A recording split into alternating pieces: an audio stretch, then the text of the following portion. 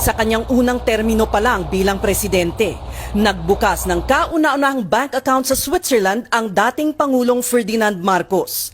Sa alias na William Saunders, sa Bangkong Credit Suisse sa Zurich, Switzerland, ang account ni Marcos ay may laman na $950,000 US.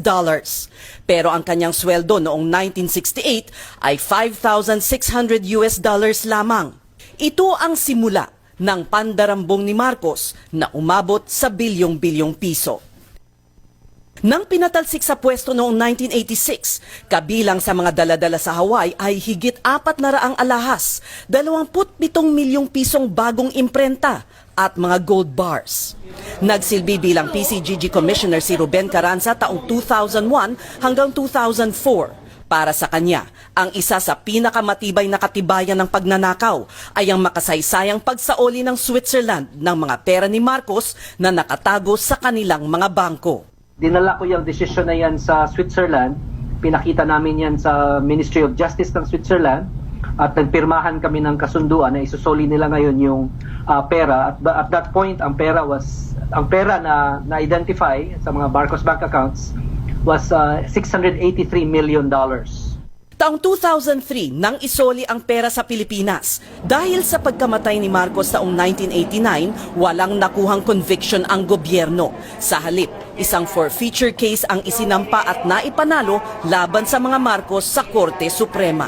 May batas ang Pilipinas na pwede mong bawiin ang nakaw na yaman ng mga opisyal ng gobyerno kung maipapakita na yung kanilang assets ay lubhang mas malaki kaysa sa lehitimong income nila bilang mga opisyal. Kabilang sa mga kilalang pag-aari ng mga Marcos ay mga apartment sa Olympic Towers sa 5th Avenue sa Manhattan, New York. Ang 40 Wall Street, na kilala ngayon bilang Trump Building. May mga painting ng mga masters kagaya ni Picasso at mga alahas na $8 milyong ang halaga na hindi pa naisusubasta. Ang pagtataya sa halagang ill-gotten wealth ng mga Marcos ay umabot sa $10 bilyong. Ngunit marami ang naging balakid sa pagbawi nito.